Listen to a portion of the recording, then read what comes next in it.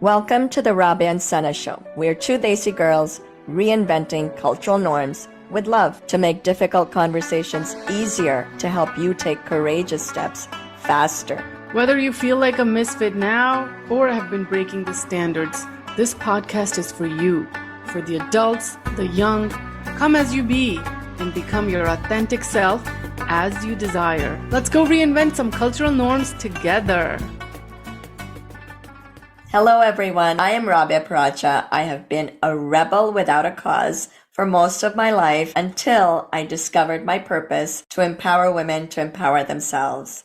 And that led me down a rabbit hole to become a life coach from CTI Coactive Coaching. And today I'm a mind and life power coach who helps people break free of their limiting cultural beliefs to find the life they love and the love of their life. Hello everyone, I am Sana. I am from New Jersey, a Pakistani American. Professionally, I work in the clinical research field. And personally, I have always had this purpose of empowering women of South Asian culture to be able to live the life that they want to live and be true to themselves instead of what the culture expects them to be. And so here I am pursuing that purpose, and I am also studying to become a life coach. Let's get started. Hello, amazing souls. Welcome to another episode of the Rabia and Sana Show, the podcast where we reinvent cultural norms to elevate your mental, emotional, and financial well-being. I'm Rabia Paracha. And I'm Sana Shah. I am so excited for this discussion today. We have our amazing guest, Dr. Flora Sinha, and the topic that we are going to be talking about is one that has lots of beliefs and taboos around in our Desi South Asian culture, and that is fertility. So really looking forward to dive deep into it, and I'm really excited.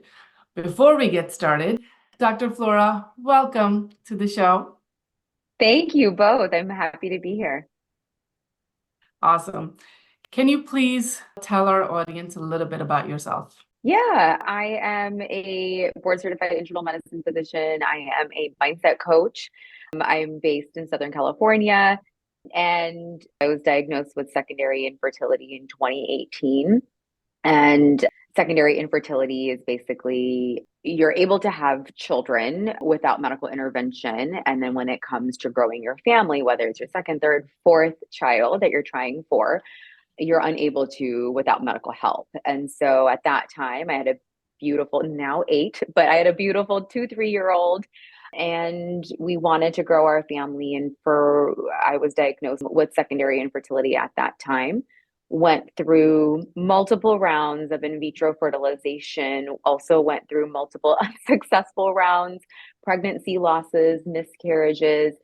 And after 3 long years of just on and off fertility treatments, my husband and I made the difficult decision to stop pursuing more IVF rounds because it really became a delicate balance between what we had already, what we were blessed with, and the struggles of going through an emotional roller coaster, plus, having careers and raising a child and being, really grounded in our relationship.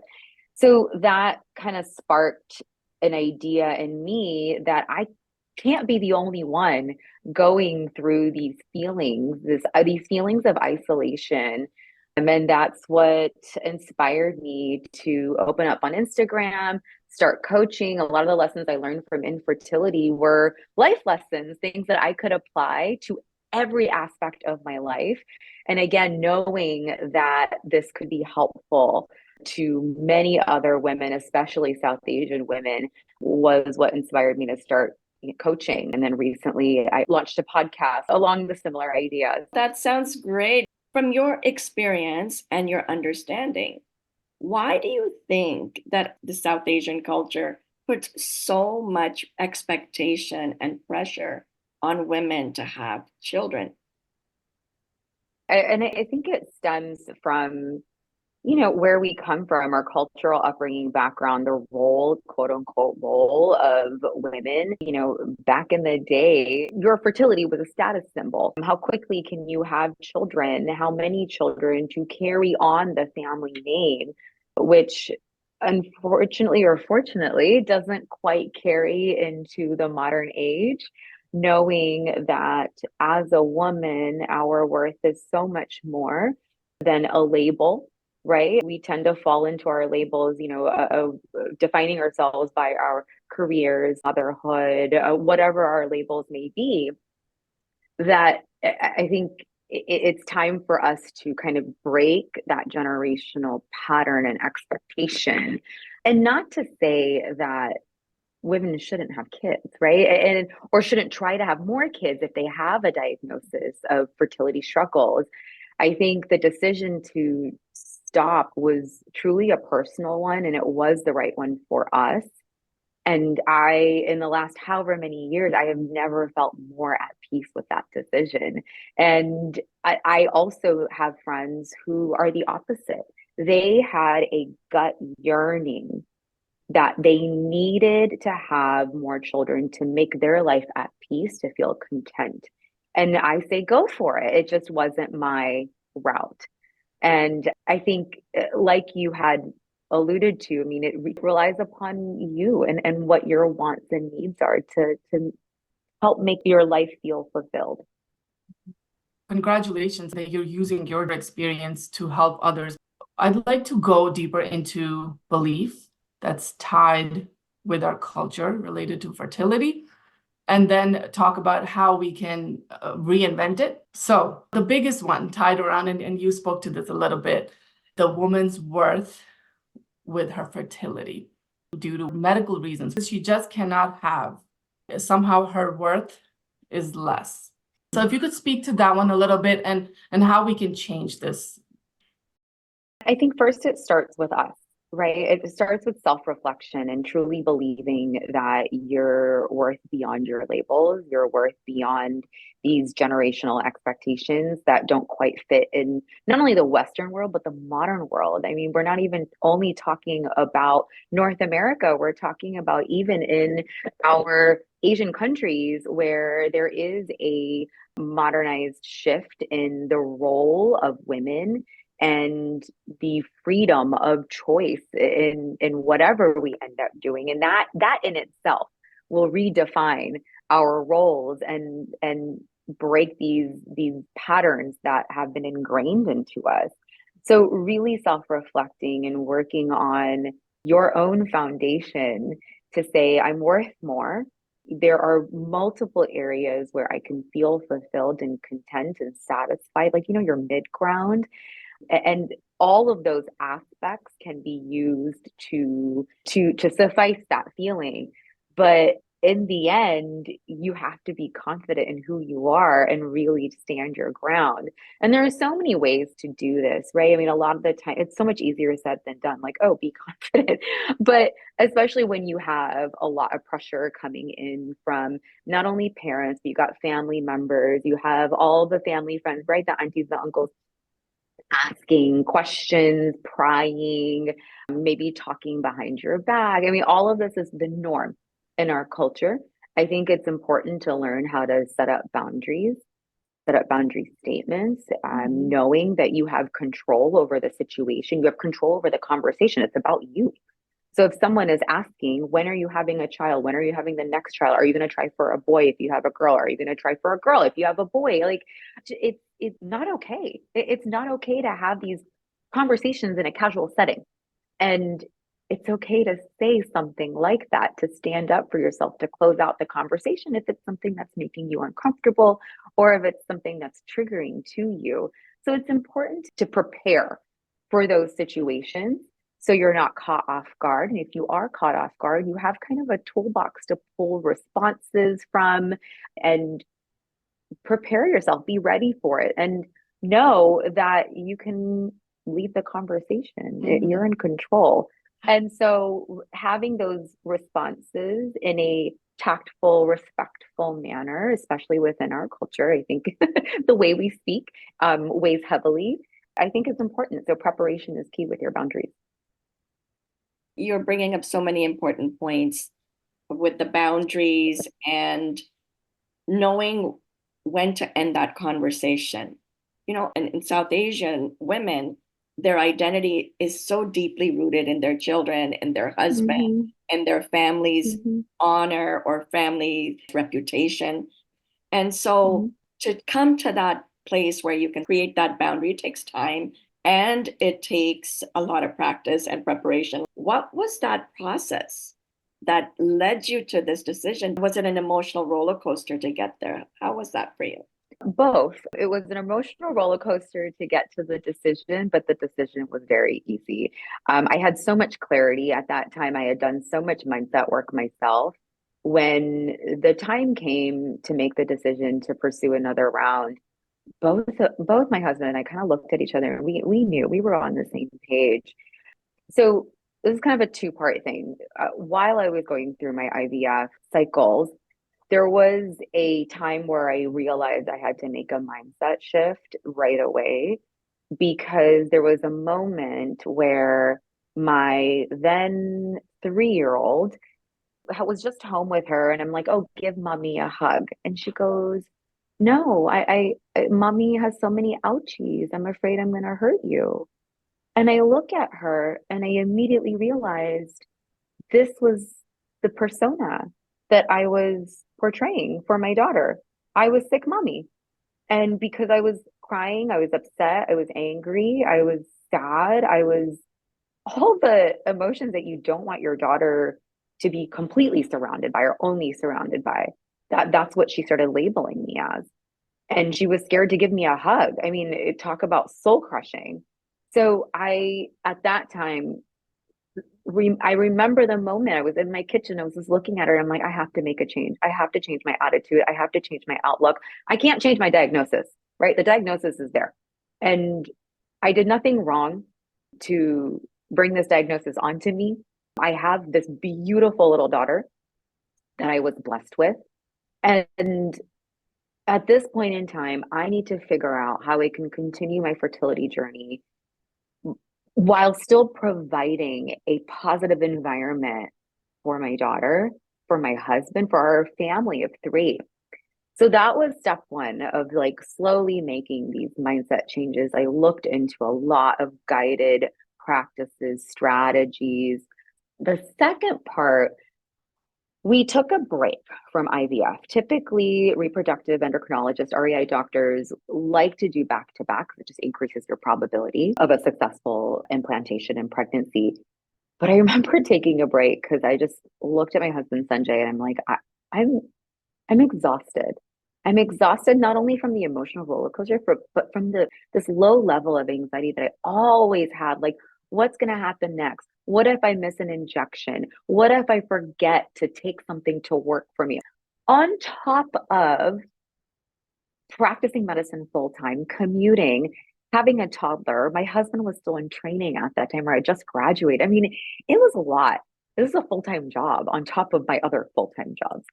And so when it came to the break, I felt so much lighter and I felt so much happier.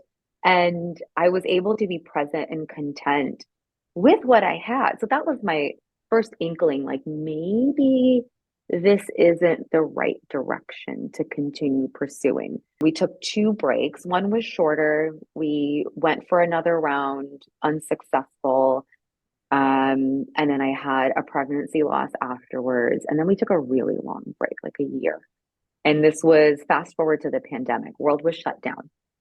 And granted, our lives didn't change much. We both work in the medical field. So we were still going into the hospital, the office. That never stopped. We were never working from home, but our social lives stopped. So our weekends freed up and our evenings freed up. And we were spending a lot of time as a family of 3.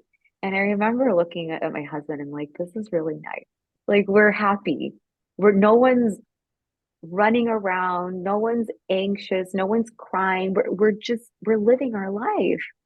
And so we had 1 embryo left.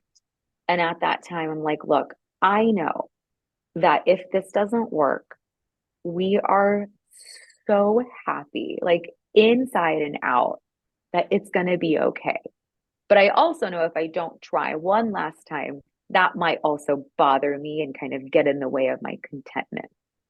So needless to say, I mean, it didn't stick. I got pregnant, but I lost it. But it was okay because I knew, even though I was really sad, I was, I had to go through my grief process. I knew I'll be okay at the end.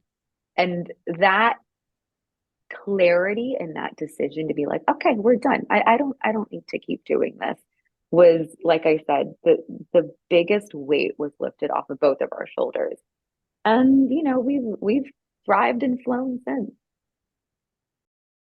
It's an Great. amazing story. Yeah. Thank you. I can't even imagine the emotional roller coaster that must have gone through. So was the culture, any part of cultural expectations part of your decision, and influence from family expectations, society expectations, whether your child will have another sibling or not? There's so many things. Was all of that factoring into your decision? Absolutely. So before I got married, I always talk about our life check boxes, especially as they see women. I feel like we have a lot of our check boxes set out for us before we even decide what's our own. And for me, my life check boxes were were compiled from family and societal expectations, really not my own. So it was get married, check, be a doctor, check, buy a house, check, like very superficial, besides finding my life partner, very superficial check boxes. I also wanted 3 kids. It's like I was a robot. That's what my life check boxes looked like. And yes, that was all influenced by what I was seeing and what I thought would make me happy. Because what I was taught was meet those check boxes, check, check, check, and then you can live happily ever after. You can coast in life, which we all know is complete BS, that life is full of curveballs and that is the norm and that's okay.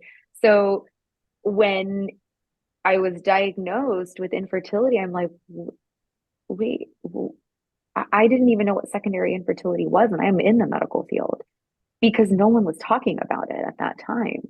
And a lot of the verbiage from my family in the Indian community was, oh, just be positive, it's going to work out. Gia's my daughter. Gia needs another sibling because she can't be an only child. Like there's no way. Or I've also had a comment said to me like, only children turn out weird, or she'll be so lonely playing alone, as if she won't have friends, won't be going to school, that we're gonna like put her in a corner of a room. It was the verbiage behind it, I mean, did influence my decision to pursue IVF. Also, that was what I wanted at the time. So I also want to make it a point that it's okay to change your mind. Like, it's okay if your checkboxes change. Mine did, according to realizing what I really wanted and not really listening to what the familial expectations were, societal expectations. And you're right, this surpasses our brown culture. I mean, I think now that I'm a little older, I still get asked no less than once a week by a patient, when are you having the next one? And I'm like, I'm good, I'm happy. And that used to bring on a lot of confusion. And if someone pressed, I would say, look, I have fertility issues and we're blessed, like we're good. And that would, I hope, be a lesson to them never to pry into someone's personal business like that, in a casual conversation. And this also goes within my immediate family too. I mean, and they obviously know my story, they know my diagnosis, but a couple years ago, I've gotten messages, text, like miracles can still happen, keep going, as if I'm still yearning, or I'm like, you don't have to feel sorry for me. I'm good. Like, I made this decision out of clarity and satisfaction, and I'm good. I'm sorry you don't feel that way. And so there are a lot of cultural, less so now in the last couple of years. I think, social media has helped a lot. and amplifying voices for brown women specifically and people opening up about their journeys. So I think there's a little more awareness, but we have a long way to go. For sure. People are so invasive. They're They so are. insensitive and they don't have a clue about who you are. And I love the fact that you said that you took a step outside of the culture and the norms and really got to know yourself. Because Mhm. ultimately, that decision that anyone takes, whether to have children or not have children, is so personal. Breaking that tradition of having two kids and crossing all those check boxes, it takes a lot of courage to take that stand, but also so necessary to lead and pave the way for others. And balancing that cultural expectation with personal desires, right? Can you Mhm. speak to that where somebody might be struggling right now in their journey of making that decision? How do you balance the two between cultural expectations and personal desires? I say throw away the cultural expectations unless they overlap with yours. An example of mine was, culture told me I had to be a doctor, an engineer, or a lawyer, right? Something with a stable paycheck, financial security. And I just happen to love medicine and love working with people and love being in like a field of service. So that did overlap with the culture expectation, but because of what I wanted, not because of what someone else wanted me to be. So I say, apply that same thing. It really make your own life checkbox. Like, will having one, two, three kids, being married, moving to a large mansion, or living in a small like, what's going to truly make you content to the point where you're able to kind of shut out the noise, ignore all the societal you should? What's truly going to make you content? I keep saying the word contentment. I don't want anyone to take it lightly because as humans, we are designed to constantly kind of be teetering, right? We have these wants and goals, and yet we are unable to be present and be happy with the nows because there's always someone else doing more, doing better, having more. And with social media, it's plastered everywhere. You open up your feed and highlights, highlights, highlights of everybody reaching the goal.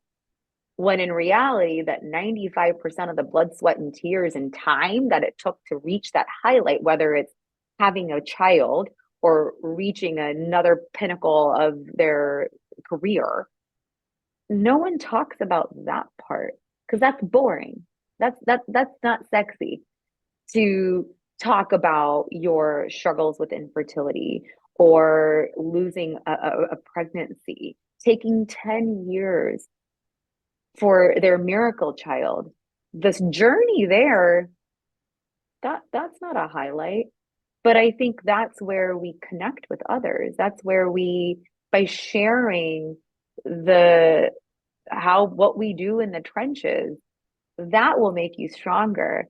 And so just to make sure that they know that they're not alone, that it's okay not to open up on social media. I'm not saying that's the way to go, but even if it's connecting with a couple other people who either share experiences or really can empathize and understand what you're going through, it's important to have those types of connections versus the outside noise and the societal expectations that may not overlap with yours.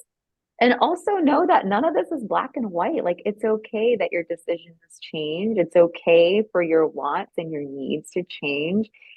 This is your life. No one's going to blame you for it. There's just make sure that you're not regretting any decision. Make sure that you're making the next decision with, again, according to your check boxes. And I'm going to repeat this again. You're not alone. Um, Many people don't share the hard work or the struggles before the highlight, and knowing that that's there for all of us and we're all kind of trudging through the trenches to meet the next goal, but many of us don't share that. That's beautiful, Flora. I love that. let's be honest, people in our culture are brutal. There's going to be backbiting, like, she can't have any kids. She has this Mm-hmm. disease that she can't have any kids. So Mm-hmm. it's definitely really, really hard, but know what you want, what your desire is, work on it in your own self, in your own time. I think that's, and you're living it by example. So that's Mm-hmm. really, really kudos to you for putting that example out there and sharing it, because like you're saying, we don't share that struggle too. And I think a lot of that is tied with shame that Yeah. comes in our culture. But if Mm-hmm. we were to share that struggle, we can help so many of the other women going through Mm-hmm. that. I love that message, because it's that expectation. When we don't fulfill it, the shame automatically comes in. Also, I think it's important to add that in our culture, there's this verbiage that like good things come to good people. So does that mean bad things come to bad people? And so if you're unable to bear children or unable to find a partner, whatever your struggles may be, also know that these struggles are not fun, but they're normal. Like it's normal to have ups and downs in your life. Nobody, I promise you, nobody is coasting at this high level of success. It's literally like this. Some people are just better at coping because they have the tools and techniques that they know work for them to continue progressing forward, whatever that looks like for them. So that's a lot of, I think, our culture speaking. Like there's a higher up that's, your destiny and only good things come to those who deserve it versus the opposite, which again we know is untrue. And that kind of goes along with the shame, is the blame game, that we did something wrong and we brought this onto ourselves, when in reality 99.99% of the time it's not our fault, right? There's nothing we could have done to change the trajectory of this. There's always like I could have, should have, would have, but we can't predict the future, especially when it comes to fertility, which again, I'm so happy that at least where we are, the verbiage is starting to normalize. Like I even see this in my practice, younger women coming to me asking about fertility testing or egg freezing, because they're starting to take control over their future, knowing that there is a biological aspect of our fertility that we can't control. That is not something that we can change, and that's unfortunately the reality of it. And so as more women are finding partners later or deciding to have children later because of other wants and needs, other life check boxes that they're trying to fulfill beforehand, I think it's great that they're also normalizing conversations with not only among themselves, but with their medical professionals, and knowing that we have resources and specialists that they could turn to gather as much education as possible so they can make an appropriate decision about their body. While you were speaking, I thought of a story that I'd heard about someone I know. And this young woman out of university, initially, she didn't want to be a mother. And then she fell in love with kids.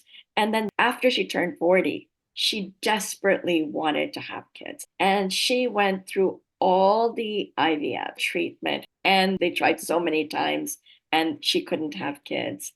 And that transition from wanting something to not being able to have it, if somebody was there in the grief of not having a child to the healing, what can someone expect that to look like? Yeah. Everyone's grief journey is different.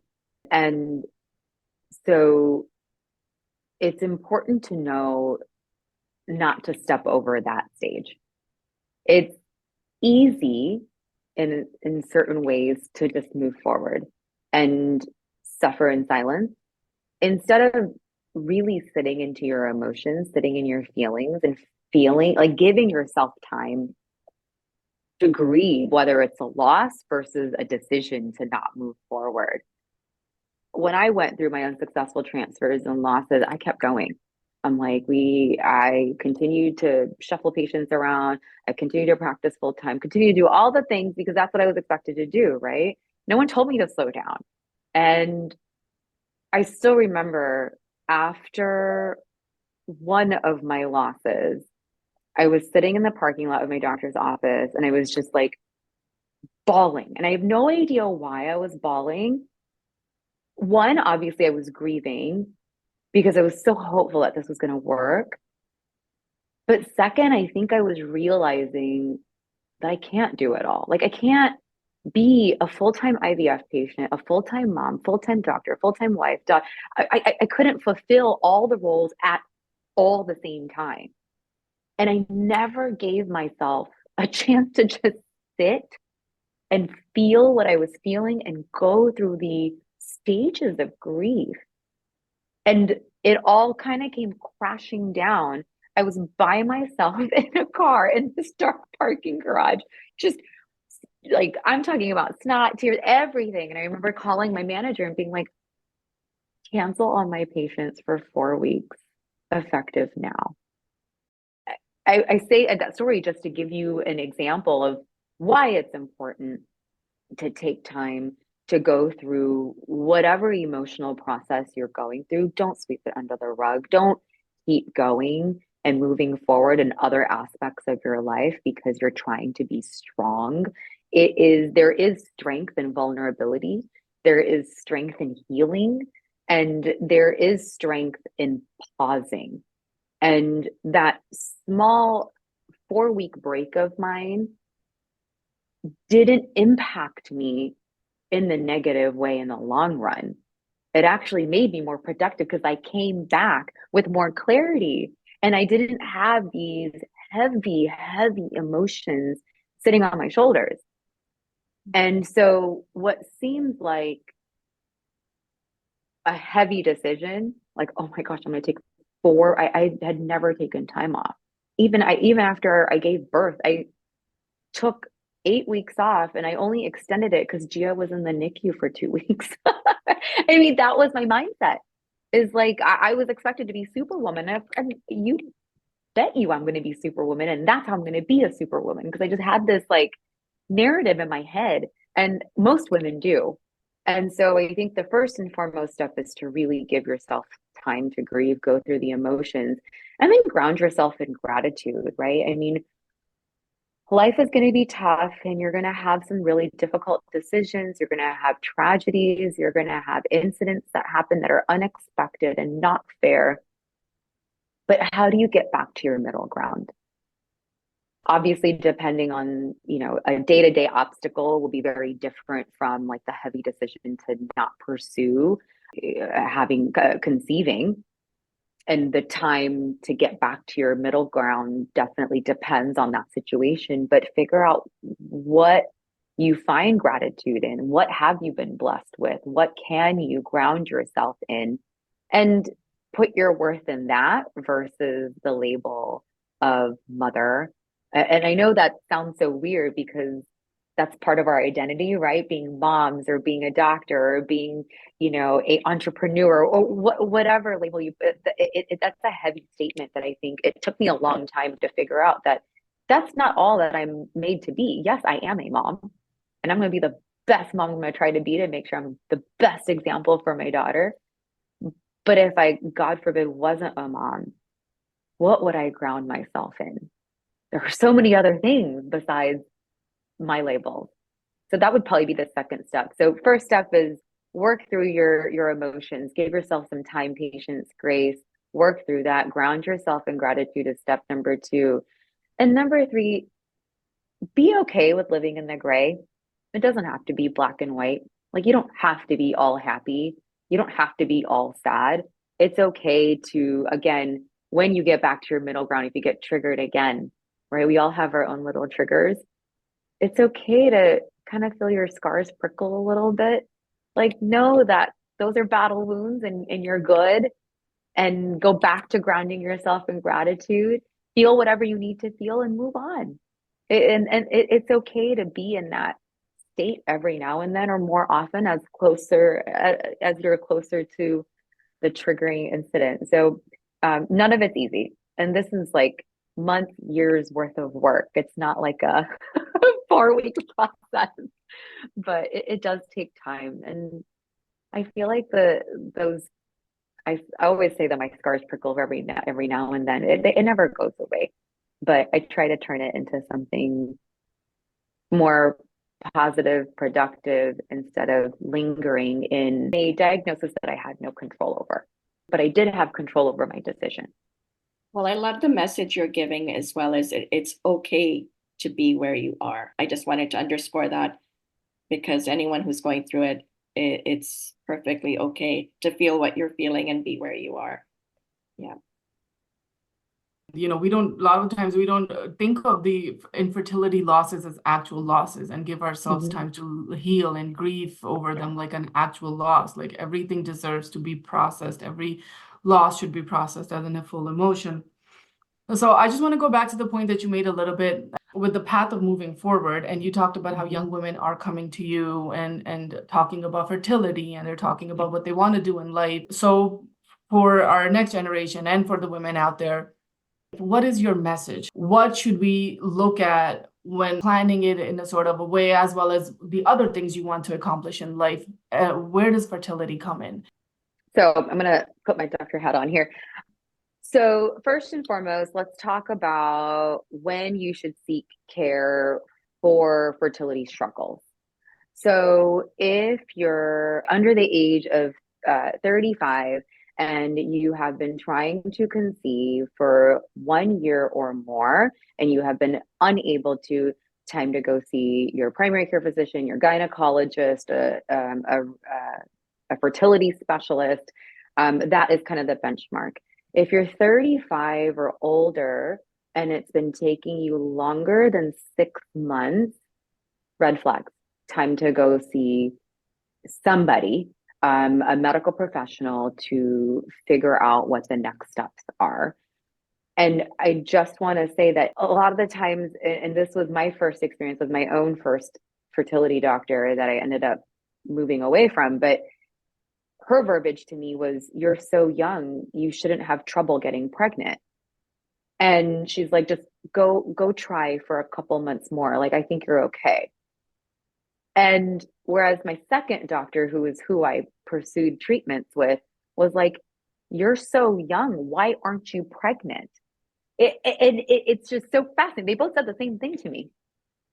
But one was like, "This is a red flag. Let's move forward," versus, "Oh, go have a weekend away with your husband with some wine," is what she told me. And maybe you'll get pregnant. So just to say, regardless of age, that is our kind of medical threshold to pursue or seek medical care. Now, for women who are like, "I don't know what I want. I know now I don't want to conceive. I'm on birth control. I'm taking all the appropriate steps for contraception, but I may change my mind in the future, or I'm looking for a partner and that's what I want before I pursue starting a family." I think it's important, again, to talk to your OB-GYN, your primary care physician, or just seeking a fertility specialist right off the bat.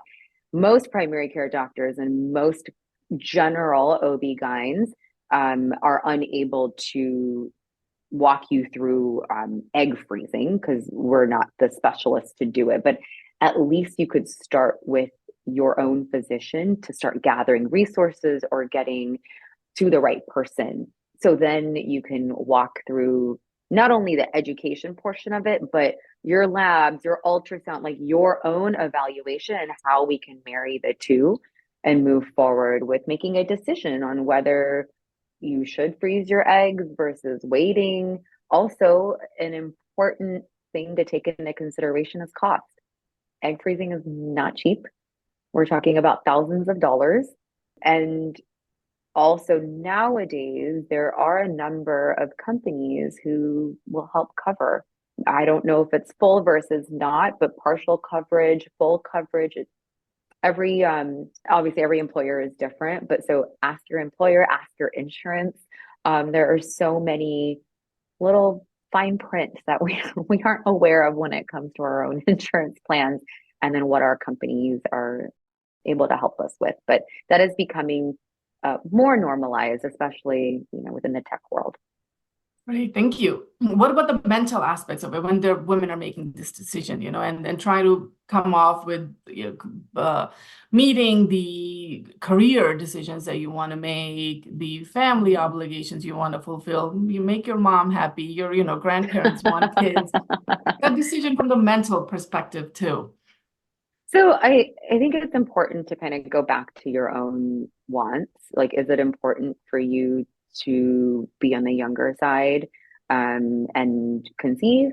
Does that not matter to you? If that doesn't, then I think that's where you kind of can go the egg freezing route. Also, this decision is so personalized. Yeah. So what's right for me is not right for the next person. I know plenty of women who had children during their residency training program. Is it easy? No, but none of it's easy, right? Like, it's just we're picking between multiple very difficult times. And it's funny, I was actually just joking with a girlfriend. I'm like, I'm almost 40 and I can't, my sister just had a baby. And so they're in the thick of it, right? They're like the feeding schedule and the waking up and all this stuff. I'm like, I can't do it. I'm like, I love my sleep. I love my schedule. I'm like very regimented. I'm like, I cannot imagine being like now going back and doing all this all over again. And then my friend had her kids during training. So she was in her late 20s, early 30s. And she's like, I could do it then and not sleep and go to work and then come back and do it all over again. But she's like, I don't think I could do it now either. So it was just funny because we both had kids at very different times, yet we still are saying the same thing. So again, both journeys were difficult, right? And there's no right time to have a kid except whenever it's the right time for you. So really, I think sometimes we spiral over like, what if I make the wrong decision? Unless you financially are incapable of taking care of another human being or are in if you're in a dangerous situation, I think those are hard stops. But let's give maybe the majority of women who are kind of contemplating this decision are in good standing when it comes to their relationship, finances, whatever, living situation. We tend to overthink like, oh, I don't have help, or I'm just starting off my career, or we can make up all the reasons, right? Like, I don't want to be too old. I'm too young. I want more money. I want a bigger house. I don't have enough room. Like, the reasons are endless. In the end, it's all going to be hard. And the majority of times, people aren't regretting their child if it was a conscious decision that they made. And so it's all hard. There's no right time. Listen to your gut. Try not to overanalyze. Really, there are obviously like smart decisions and decisions that work for you, but really try to ignore the noise. Ignore all the advice that's being given to you, because that advice is being stemmed from what works for that person and their priorities. So I'm a logistics person. I'm like, let's write it all out. Let's write out like my priorities, what I want, and you can do it. Like, just because you have a child does not mean your career's over. It doesn't mean that you're going to take 500 steps backwards. You are growing a human being. That is probably the biggest win that you will ever go through if that's what you want. And so a lot of the time I hear, the time during pregnancy or maternity leave was almost like a blessing in disguise, because your priorities change and it gained more clarity. And women, I know women that have made career transitions and changes because of that time, that they had a human being in front of them and they had just this moment of clarity where like, wait, I don't want to go back there. I'm going to do this instead and be better for not only myself, but this little human being in my family. So that was a very long-winded answer, but just knowing that there is no good timing, but you really need to learn how to ignore the noise, because everyone's advice is, again, advice for their own well-being, not always yours. know your priorities and make your own decisions, because no one is going to be there with you in the middle of the night, changing that diaper, feeding the baby. You're going to have to do it yourself. But at the same time, that's really encouraging that people can take their own decisions and own it and be proud of it, because Yes. we don't have to fit into any box anymore. And that checklist that we were talking about, I think it's so important to reevaluate that checklist and say, what is working for me? What do I really want? And where do I see myself in the next 20 years? I never identified as a mother, which is really strange when I think about it. I think that's so incredible that you actually mentioned you didn't identify as a mom, because I actually had the opposite experience. So growing up, I'm like, oh my gosh, I have to be a mom of multiple children and blah, blah, blah, because I saw my mom doing that. And, you only yearn for kind of what you see around you. And then I remember after having Gia and after pursuing some rounds, and then when we took a break, I'm like, this is kind of nice.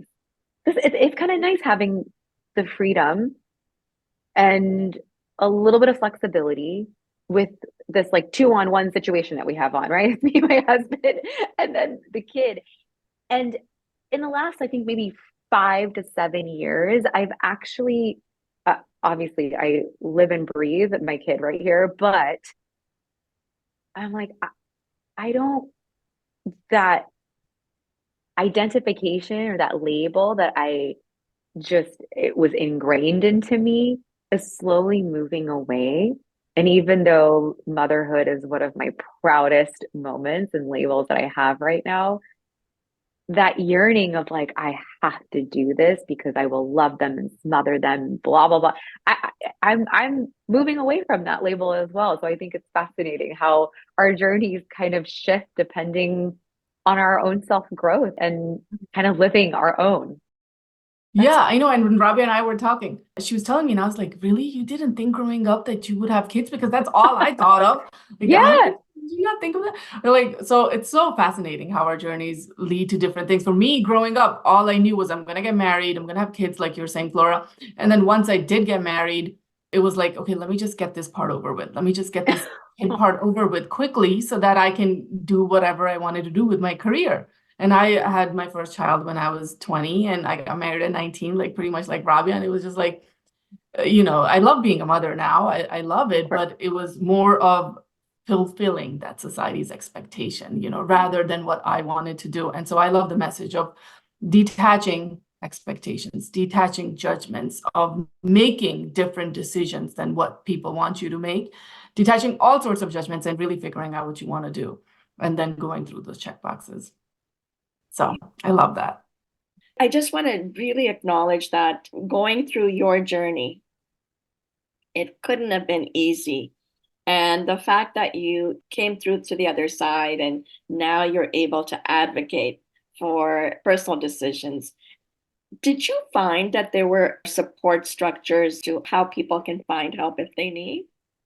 Yeah, I mean, there are so many online. There are multiple organizations, and depending on your wants, your needs, I know there are a couple of up and coming South Asian organizations to support those with fertility struggles, losses. But yeah, if you just go online and search for it, there are plenty of organizations and that not only do political advocacy work, but also have blogs and support groups. And I also want to, with the caveat that if you are looking for a story or a downside of something, you will find it on the internet. So I say Google with caution. I always tell people especially when I'm coaching or even some of my patients, that not everyone is going to be your everything.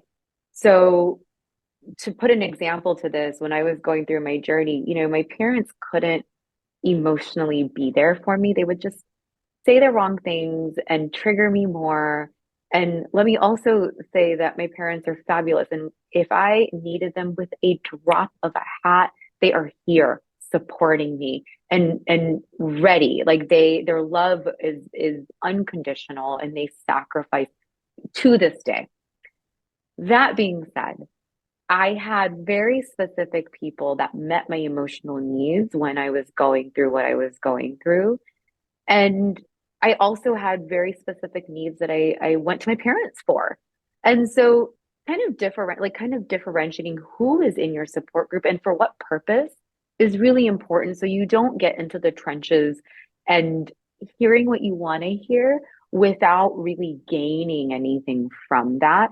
So I'm just going to say that little part before everyone starts Googling, but really understanding the purpose of the support. Like, what do I need right now? Do I need someone to take care of household chores?